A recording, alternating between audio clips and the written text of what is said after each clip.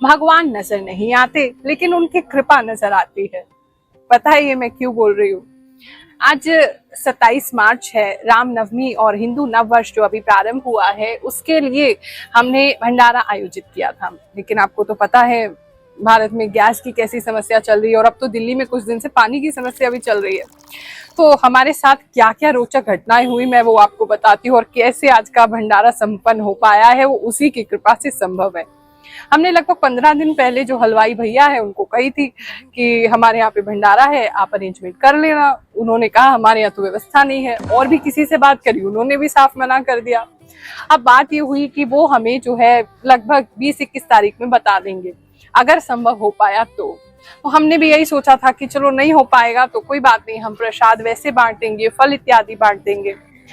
लेकिन मन में तो मेरे था कि ढंग से अगर हम भोजन करा सके सबको, पूरी सब्जी हलवा, तो बहुत अच्छा रहेगा। वैसे भी क्योंकि गैस की इतनी समस्या चल रही है तो शायद सब लोग जो है अच्छा भोजन और पूरा भोजन अभी नहीं कर पा रहे हैं, तो इसीलिए मेरी इच्छा थी कि मतलब पूरा भोजन एक टाइम का तो कम से कम हम करा सके। तो हुआ ऐसा, 20 हो गई, 21 हो गई, 22 हो गई, 23 हो गई, कोई फोन नहीं आया।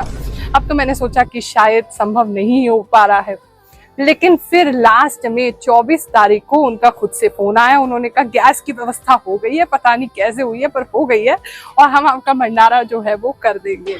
तो एक तो बड़ी रोचक सी घटना ये हुई। दूसरी समस्या ये थी कि यहाँ का मौसम दिल्ली का नहीं समझ में आ रहा, कभी तो झमाझम बारिश है और कभी बिल्कुल धूप हो जाती है।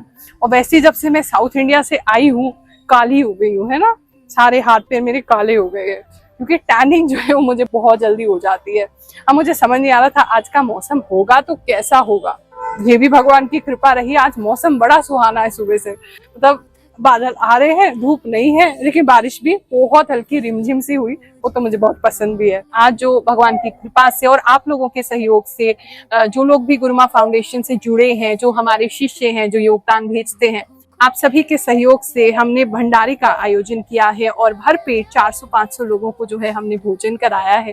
थोड़ी सी क्लिप्स आपको दिखाते हैं ताकि आपको भी अच्छा लगे। तूने जो आंसू पोंछा वही तेरा यज्ञ हुआ, सेवा ही सबसे बड़ा मार्ग, इसी से जीवन सफल हुआ।